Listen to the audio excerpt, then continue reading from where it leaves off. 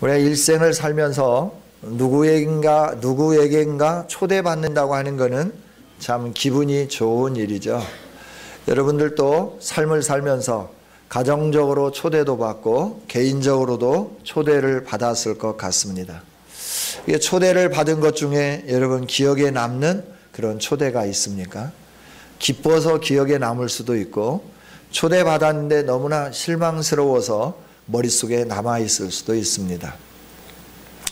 저와 기억에 남는 거는 80년대 그 중반에 어느 교회에서 사역할 때 어느 분이 이제 초청을 해서 정말 건사한 곳에서 이렇게 접대를 받았는데 정말 그 뭐 음식이 때문에 아니고 아름다운 장소, 난생 처음 가보는 곳이어서 그게 기억에 딱 남아 있었던 것 같습니다. 우리의 기억에 남을 만큼 아름다운 그 장소에 초대받는 거 참 중요한 건데 하나님은 오늘 저와 여러분을 초대하셨습니다. 초대하셔서 하나님이 주실 것이 뭐냐 하면 우리의 기억에 남는 아름다운 은혜와 복을 주시기를 원하시는 것이죠. 오늘 말씀을 보면 쭉 성경을 읽어보면 하나님이 이스라엘을 선택하시고 그들에게 초청장을 보냈습니다. 내가 너희를 사랑한다. 나와 함께 나의 산에 이르자. 그래서 이스라엘 백성들이 하나님의 크신 능력 속에서부터 함께 출발해서 하나님의 산에 이르렀습니다. 하나님의 산에 이르러서 하나님께 예배했는데 그때부터 백성들에게 주어진 게 뭐냐 그러면 율법이요 계명이고 말씀이다 라고 하는 거예요. 언뜻 보면 하나님이 초대해서 하나님의 산에 오르게 하고 하나님의 산에 오른 그 이스라엘 백성들에게 말씀을 주시고 계명을 주시고 또 이거 가지고 우리 서로 약속하자 이러면서 번거롭게 하는 것 같고 정말 힘들게 하는 것 같은데 하나님은 그렇게 말씀을 주시고 계명을 주시고 약속을 맺으시면서 거기에 믿음으로 반응하는 이스라엘 백성들에게 하나님이 주신 것이 있는데 그게 뭐냐 그러면 하나님이 초대한 초대의 영광스러움을 보게 해 주셨다 하는 것이죠. 이게 바로 오늘 본문을 통하여 우리에게 말씀하시는 그 말씀의 내용입니다. 이스라엘 백성들을 초대하셨던 하나님은 오늘 이 시대를 살아가는 저와 여러분도 초대해 주셨습니다. 오늘 이 자리에 모인 것은 하나님이 초대해 주셔서 초대받아서 우리가 함께 모이게 된 줄 믿습니다. 그런데 하나님의 초대받은 이 삶이 이 세상에 사는 동안에는 어떻게 보면 내 자유가 빼앗기는 것 같고 내 시간을 내 마음대로 쓰지 못하는 것 같은 그런 아쉬운 마음이 드는 거죠. 불편한 마음이 드는 거죠. 다른 사람들 다 황금 연휴다. 그래서 금요일 저녁부터 밖으로 나가는데 우리는 또 이 주일을 위해서 밖으로 나가지 못하고 집으로 밖에 나갔다가도 집으로 돌아와서 예배해야 되고 또 예배할 때 그냥 예배만 하면 괜찮은데 또 헌금도 하라고 하고 또 알아들을 수 있는 어떤 언어가 아닌 전혀 세상에서 익숙하게 사용하지 않은 종교적인 용어를 사용함으로 인해서 또 일어났다 앉았다 뭐 내용도 잘 모르는 거 불렀다가 또 뭐 했다가 이런 일들을 행하니까 우리가 굉장히 마음속으로 불편하기도 하고 힘들게 여겨지기도 하는 거죠. 그래서 좀 편안하게 살 수는 없을까 이런 마음이 우리 안에 자꾸 들게 되는 것이죠. 그래서 좀 더 어떻게 하면 편안할까 어떻게 하면 좀 자유로워질까 이러면서 어떻게 좀 걸리지 않으면서 좀 마음의 양심에 꺼리낌이 없으면서 나에게 준 시간을 인간적인 시간을 최대로 활용하면서 잘 살아볼까 여기에 우리가 궁리하고 궁구할 때가 참 많이 있죠. 근데 하나님은 오늘 우리들에게 내가 너의 자유를 빼앗는 것처럼 여겨지고 너에게 뭔가 헌신과 희생을 요구하는 것처럼 여겨지고 그래서 너희들이 좀 힘들고 너희들이 나의 초대에 응해서 내 산에 올라왔을 때 어떤 기대감을 가지고 왔는데 그 가지고 있었던 기대감을 완전히 깡그리 무너뜨리게 만드는 그런 어떤 아쉬움과 안타까움으로 가득 채워지는 것처럼 여겨지지만 그러나 내가 너를 초대했는데 그 초대함의 자리는 얼마나 영광스러운 자리인가 내가 오늘 보여주겠다라고 하는 것이죠. 할렐루야. 하나님이 초대하신 그 영광스러움을 볼 수 있는 귀한 시간이 되기를 원합니다. 이스라엘 이렇게 초대하시고 시내산까지 오면서 우여곡절이 많았죠. 건널 수 없는 홍해가 있고 뒤에는 애굽 백성들이 다시 잡아가서 종살이 시키겠다고 달려오고, 그런 극적인 상황 속에서, 위기와 긴박한 상황 속에서 하나님의 위대한 역사하심으로 말미암아 홍해가 갈라지고 애굽 백성들은 그 물속에 다 수장되고 이스라엘은 다 건너는 그 기쁨을 만끽하게 하신 하나님, 스릴이 넘쳐요. 서스펜스와 스릴이 넘치는 우리 하나님이신 것 같아요. 우리를 이끌어 갈 때마다 그러시는구나. 저와 여러분이 신앙생활 할 때마다 이 초대에 응해서 하나님이 초청하신 그곳으로 나갈 때마다 우리에게 돌아오는 것은 긴장감과 이런 어떤 아주 이 말로 표현할 수 없는 그런 것들이 있는 것 같습니다. 이렇게 인도에서 시내산에 이르렀을 때 이스라엘에게 모세를 통해서 하나님이 말씀을 주십니다. 모세야, 내가 너에게 준 이 모든 명령과 규례를 이스라엘 자손들에게 들려주어라. 그래서 모세가 이스라엘 백성들에게 하나님이 주신 말씀을 다 들려주었습니다. 그리고 하나님이 요구하신다. 이 말씀대로 너희들이 지킬 것인지 지키지 않을 것인지. 그럴 때 모든 백성들이 함께 한 입으로 고백하는 것은 우리가 그 약속을 지키겠습니다. 그 말씀대로 순종하며 살겠습니다. 라고 말하는 거예요. 그러면 그걸 우리가 증거로 삼자. 우리가 말로만 하나님 앞에, 하나님, 정말 하나님 주신 말씀대로 살고 내가 하나님 백성이 되고 하나님, 우리 하나님이 되어주십시오. 이렇게 말로만 약속하지 말고 실질적으로 뭔가 언약의 행위를 하자. 그래서 그 산 아래서 행한 일이 있는데 짐승을 잡아서 하나님께 제사 드리는 일이었습니다.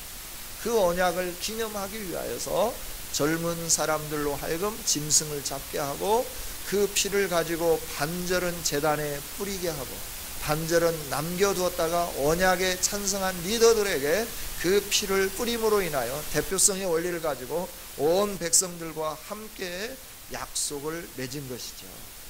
이렇게 약속을 맺고 난 다음에 하나님이 부르시는 겁니다. 그 부르심이 오늘 우리에게 주어진 말씀이죠. 하나님께서 24장 1절에 있는 말씀 보면 모세야, 너는 너와 아론과 나답과 아비후와 이스라엘 지파의 리더들 되는 장로 70명과 함께 나에게로 올라와라. 그리고 멀리서 경배해라. 장로들은 좀 멀리 있게 하고 너는 내게로 더 가까이 와라. 더 가까이 와라. 그리고 이스라엘의 지도자들과 아론과 나답과 아비후는 좀 멀리 있도록 해라. 라고 말씀하는 거예요. 그리고 그 말씀을 따라서 그들이 하나님 앞에 약속하고 이 제사를 드리고 난 다음에 9절에 하나님이 말씀하신 대로 어떻게 했냐면 모세와 아론과 나답과 아비후와 이스라엘의 장로 70분이 함께 올라갔습니다. 하나님의 산에 올랐다 하는 겁니다. 그 여정을 통과하고 하나님의 약속을 받고 그동안에 살아왔던 삶을 절제하고 하나님이 원하시는 삶 앞에 헌신하고 희생하겠다고 서약했던 그들의 대표들이 하나님이 부르신 산에 올라왔을 때 하나님은 어떻게 했느냐라고 하는 것이죠. 그게 오늘 10절 이하에 있는 말씀이다 라고 하는 거예요. 하나님 앞에 예배를 드리는 것은 하나님과 약속하신 그 약속의 증표로 우리가 예배를 드리는 거죠. 이렇게 예배를 드리고 새로운 삶을 사는 것이 그리스도의 삶인데, 그리스도인의 삶인데, 이런 삶은 참 우리로 하여금 불편하게 하는 거죠. 이스라엘 백성들 가운데도 새로운 삶을 살아야 함으로 인하여 불편해했고 때로는 불평하는 사람들도 있었습니다. 그때마다 하나님이 그들을 바른 길로 인도해 주셨고 여기까지 이르렀다라고 하는 것. 오늘 우리가 주일날 예배하는 거, 여행 가야 되는데 쉬고 싶은데, 더 자고 싶은데, 또 그동안 밀려있던 일들을 좀 하고 싶은 거예요. 하나님의 백성으로서 그렇게 하지 못하고 예배하러 나오는 삶. 이 삶이 우리에게는 힘든 것 같고 어려운 것처럼 여겨집니다. 그러나 예배자로 부름을 받은, 하나님의 초대를 받은 우리에게는 소망이 있습니다. 왜냐하면 하나님의 초대에 응한 사람, 하나님이 부르신 그 부르심에 응한 사람이 누릴 복이 있기 때문에 그렇다라고 하는 거예요. 하나님이 주실, 우리가 초대받은 자로서 누려야 할 그 복이 무언가라고 하는 것이죠. 오늘 말씀을 보면 이스라엘의 장로들이 어떻게 했느냐 하면 하나님을 보았다. 이스라엘의 하나님을 보았다. 10절에 그렇게 말씀합니다. 그의 발 아래는 청옥을 편듯하고 하늘같이 청명하더라. 하나님의 전체 모습은 볼 수 없었지만 하나님이 보여주시는 하나님의 영광을 보게 해 주셨다. 오늘 우리가 하나님 나라의 영광, 하나님의 영광을 본 사람은 없습니다. 우리 중에는 없는 것 같습니다.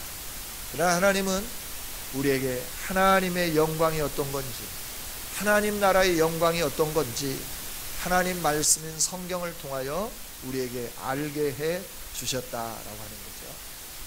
하나님의 부름을 받고 내가 좀 불편하지만 그 부름에 응답하고 하나님이 원하시는 그 자리에 머물러 서고 하나님이 나의 하나님 되시고 나는 하나님의 백성이 되겠습니다 약속하면서 그 약속 아래 머물러 갈 때마다 우리는 좀 더 불편하고 힘든 부분이 있고 세상에서 사람들이 누리는 모든 것들을 절제하고 억제해야 할 뭔가 좀 답답한 부분들이 있는 것 같지만 그러나 이런 우리들에게 하나님은 하나님의 영광으로 충만하게 채워주시기를 원하고 계신다 하는 것이죠. 이 영광의 자리에 우리를 초대하기 위하여 하나님이 부르셨고 그 부르심 앞에 저와 여러분이 믿음으로 반응하며 사는 줄 믿습니다. 하나님이 부르신 그 영광, 우리는 보지 못했지만 아브라함이 보았고 다윗이 보았죠. 다윗은 시편에서 이렇게 고백합니다. 내 주께서 내 주에게 말씀하시기를, 하나님 아버지가 하나님이신 예수 그리스도에게 말씀하는 그 상황을 보았다라고 하는데, 너는 내 아들이라 오늘 내가 너를 낳았다 말씀하고 원수가 너의 발등상이 될 때까지 내 우편에 앉아 있으라 라고 하는 말씀을 다윗이 보았다라고 하는 거죠. 그 영광스러움을 보고 난 다음에 다윗의 삶은 오직 하나님 중심의 삶으로 바뀌었다 하는 거죠. 하나님의 영광을 본 사람은 다윗뿐만 아니라 베드로도 하나님의 영광을 봤습니다. 예수님과 함께 거니면서 어느 날 예수님께서 베드로와 야고보와 요한 세 사람을 데리고 변화산이라고 하는 산에 올라갔습니다. 그런데 그 산 이름이 어떤 산인지는 모르는데 일단 예수님이 변화되고 모세를 만나고 엘리야를 만나는 걸 보고 하나님의 영광을 보고 제자들이 그 이름을 변화산이라 부르기 시작한 거죠. 그 영광을 보고 베드로가 뭐라고 말하냐면 주님 여기가 좁사오니 여기에 초막셋을 짓겠습니다 라고 고백합니다.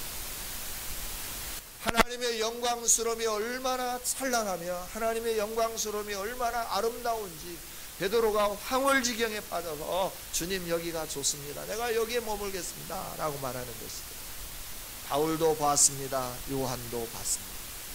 바울은 3층천까지 올라갔다라고 고백하고 요한은 요한계시록을 통하여서 하나님이 주실 새 예루살렘의 영광스러움이 어떤 것인가를 분명히 바라다 보고 글로 쓸 수 있을 만큼 아름답게 표현하고 난 다음에 맨 마지막에 뭐라고 고백하느냐 그러면 주 예수여 어서 오시옵소서 라고 고백합니다. 주님이 주시기를 원하는 것이 이 아름다운 영광스러운 나라라고 한다고 하면 그 영광스러운 나라를 위하여 우리를 초대하셨다고 한다고 하면 그래서 이 영광스러운 나라를 우리에게 주시기를 원하여 부르셨다고 한다고 하면 주님 감사합니다. 나의 희생도 감사하고 내 고생도 감사하고 내 수고로움도 감사하고 내가 핍박받는 것도 감사하고 이 영광스러움이 나에게 주어진다고 하면 너무나 감사합니다.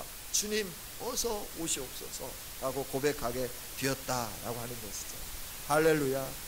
우리의 고백이 성경을 통하여 베드로가 보았던 하나님의 영광을 보고, 다윗이 보았던 하나님의 영광을 보고, 바울 사도와 요한 사도가 보았던 하나님의 영광을 보면서 참으로 기뻐하고 즐거워하는 우리 모두가 되기를 원합니다. 이들이 본 거는 잠깐 본 거예요. 조금만 본 거예요. 그 영광스러움의 전체를 우리가 본다고 하면 우리는 아마 너무나 황홀해서 기절할지도 모르죠. 이스라엘 백성들을, 장로들에게 이 영광을 보여주셨다. 왜 영광을 보여주셨을까요? 이스라엘의 지도자들에게 영광을 보여주면서 백성들을 이끌어갈 때 우리를 초대하신 하나님, 우리를 이 영광스러움으로 인도하기를 원하십니다. 오늘 우리가 신앙생활하는데 힘들고 어렵지만 조금만 참자, 인내하자, 그리고 믿음으로 전진해 가자.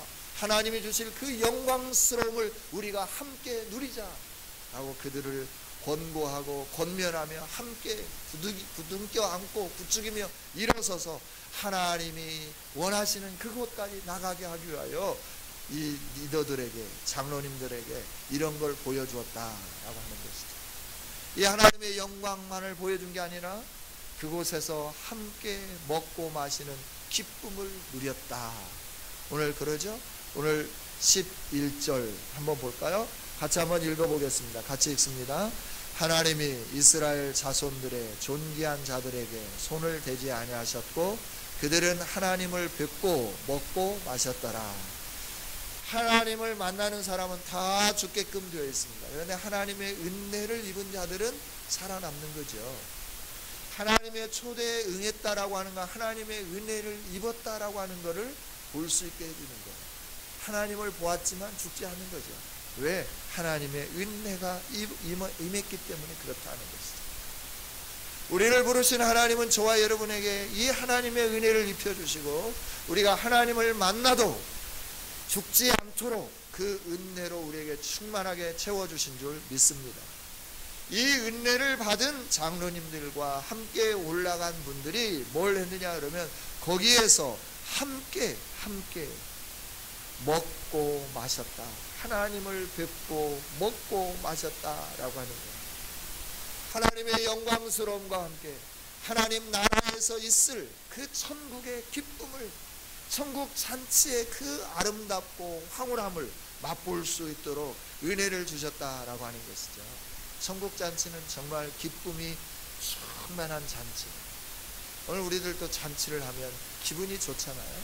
왠지 기분이 좋아서 이 사람에게도 권하고 저 사람에게도 권하고 서로 덕담하고 축복하고 이러면서 나가는 거죠. 이게 잔치집이죠. 천국 잔치는 그보다도 훨씬 더 기쁨이 넘치고 아름답고 행복한 잔치라고 하는 거예요. 우리에게 이 하나님 나라의 잔치가 얼마나 아름다운가 하는 것을 성경은 여러 곳에서 말씀해 주시는데 그 여러 곳에서 말씀해 주는 중에 요한복음 2장에 있는 가나 혼인잔치를 통하여서 우리에게 주어지는 잔치의 기쁨이 어떤 것인가를 알게 해줍니다. 가나 혼인잔치에 포도주가 떨어져서 기쁨이 사라지려고 할 때 예수님으로 인하여 물이 변하여 포도주가 되었습니다. 그 포도주를 마시고 연회장이 너무나 기분이 좋아요. 사람들이 정말 기뻐한다, 즐거워한다. 사람들마다 처음에 좋은 것 주고 나중에 나쁜 것 내놓는데 너는 어떻게 이렇게 좋은 걸 계속 놔뒀느냐라고 하면서 함께 기뻐하고 즐거워하는 장면을 요한복음 2장을 통하여 하나님 우리에게 보게 해 주시는 것이죠.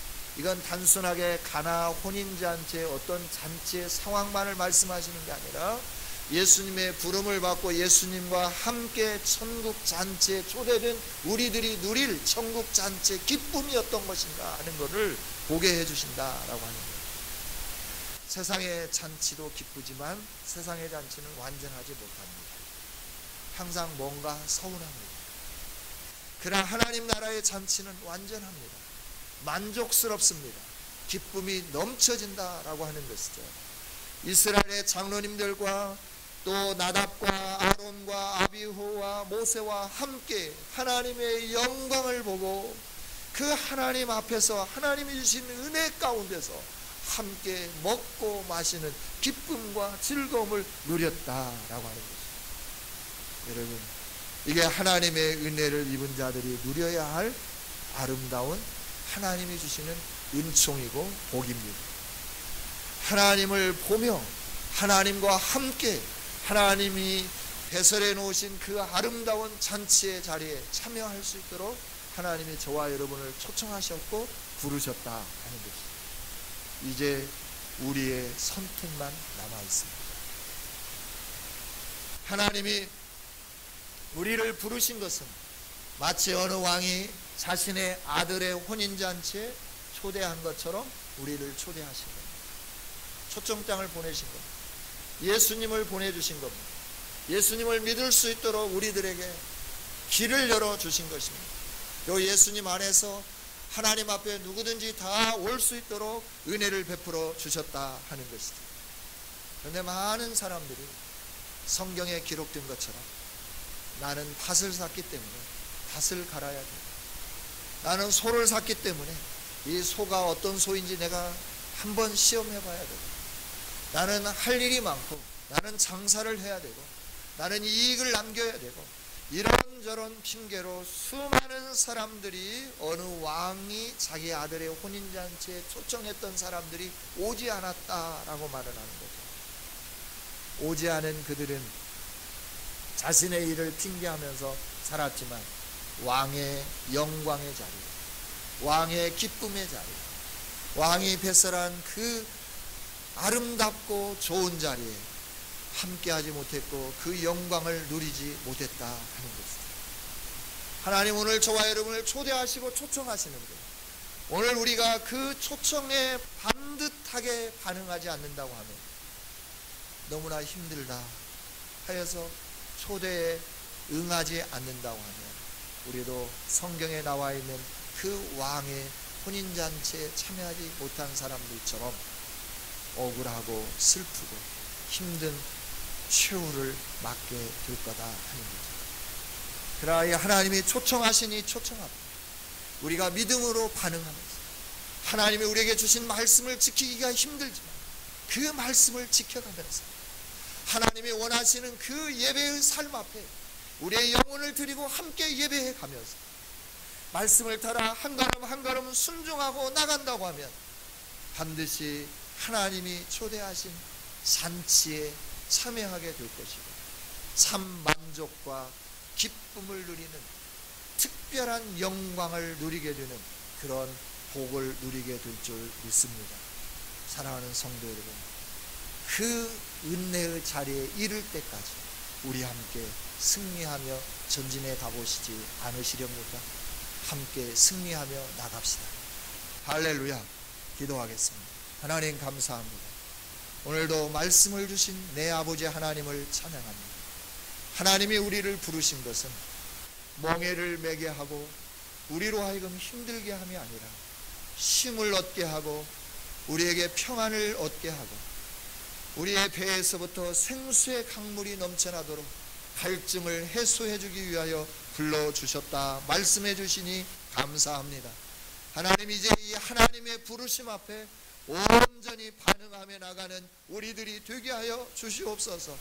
그래서 영광스러운 천국잔치에 참여하게 하여 주시고 그 천국잔치에서 하나님과 함께 기뻐하며 즐거워하며 영원토록 하나님의 영광을 누리며 사는 우리 모두가 되게 하여 주시옵소서.